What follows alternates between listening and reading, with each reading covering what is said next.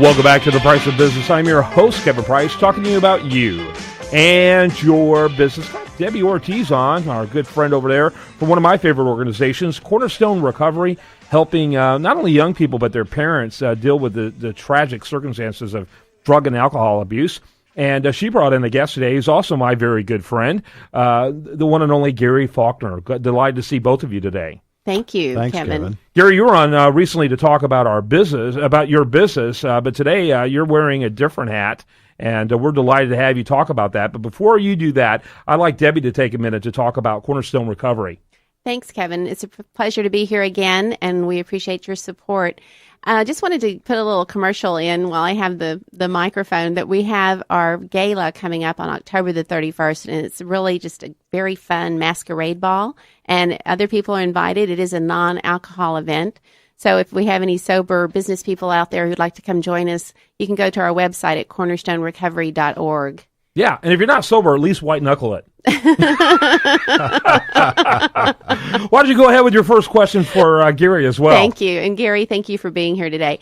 I heard your very moving story about how you came to Cornerstone Recovery recently, and I wondered if you would just share that with the listeners, please. Certainly. 19 months ago, in fact, yesterday, my son ended up in the ER at Bentab Hospital due to drug overdose.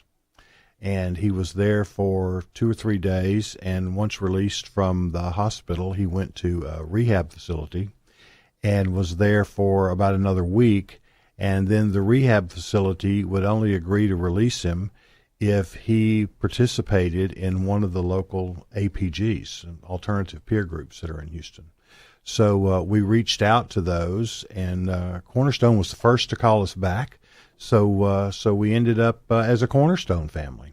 And we've been involved in that now for 19 months. Jack picked up his 19-month sobriety chip just last night. Right. And frankly, it's changed his life and our life. Yeah, that's fantastic. And if you don't mind me mentioning, I was at a medallion ceremony that you were involved in, having been there for over a year recently. You mind if I refer to that? No, go right ahead. And I got to tell you, his share about what he has seen in you over the last year has been one of the most moving shares I've ever seen by a kid about his parent. It was phenomenal, and it's just incredible to obviously see the transformation that's taken in your life, and we really can't quantify that until we hear our kid talk about it. Yes. It was phenomenal. Yeah, that's right. Well, I suppose like many other people, families, we're busy, we're caught up in our lives, and kids are caught up in their lives, and we're really not paying that much attention to what's going on until there's something that tragic brings you together. Yeah. And, that tragedy brought our entire family together in an all new way. And I'm sure that's what Jack feels that he never felt before. Yeah, he's an awesome kid too, by the way. Go ahead, Debbie. Can you tell us about when you gave Jack to Cornerstone Recovery, about that first incident that you... I'll try to do that without getting a little verklempt. It was very, very touching. Having spent 8 or 9 days in this total surreal world of our kid's been in emergency room, he's in rehab, and now we're going to this new group. We knew nobody there. We knew nothing about it. We pulled into the parking lot on Saturday morning, and the parking lot was full of cars, of course, and we're all standing there, my wife and I and Jack, and we're just sort of looking around, not knowing where to go. And one of the other parents came up and immediately recognized us as being new, and she said, "Oh, well, you must be new here." And she introduced herself, and she said, introduced herself to Jack, and she said, "Jackson, you need to go with that group of kids over there across the way." And so he started walking across the parking lot. And as he did, it was as if on cue, the group turned to him, recognized him as a new kid coming into the group, and they walked over sort of en masse and just encircled him. And they took him in, and he's been in that group ever since. It was phenomenal. Thank you. Yeah, and the thing about these kids is that they are affected by their peers. The way they end up qualifying for Cornerstone is largely because of the peer influence they had that was negative, and transferred them towards moving, drugs and finding drugs as a solution.